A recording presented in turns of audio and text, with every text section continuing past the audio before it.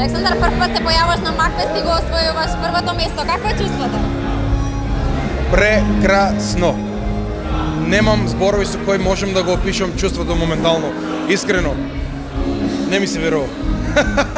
Зошто не ти се верува? Не очекуваше дека ќе влезеш во финале прва, а потоа и дека првото место ќе го. Да, бидејќи еве искрен да бидам,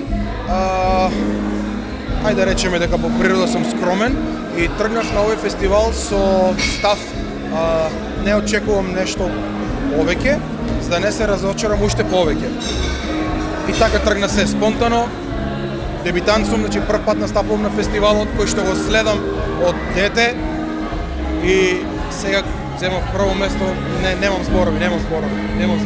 За да те запознае малку повеќе публиката на Точка, кажи ни малку за твоите почетоци во музиката. Кога почна да се занимаваш? Јас почнав од многу мали нозе да се занимавам со музиката. Завршив и нижо музичко и средно и академија. Студирам на класична гитара. Со музиката почнав, да речеме со настапи во живо некаде околу прва, втора година средно, 15-16 години, не знам колку доаѓа, да. И желбата за Макфест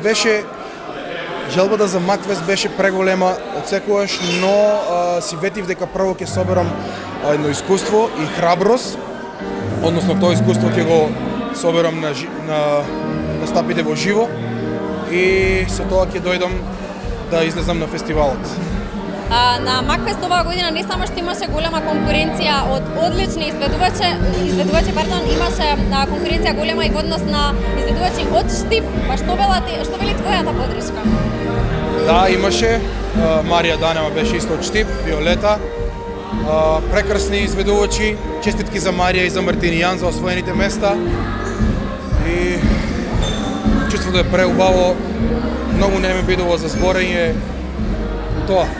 Што да очекуваме од тебе во иднина?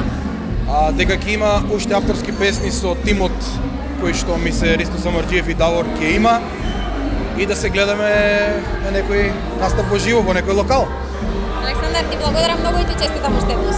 Благодарам и на вас од срце. Пријатно.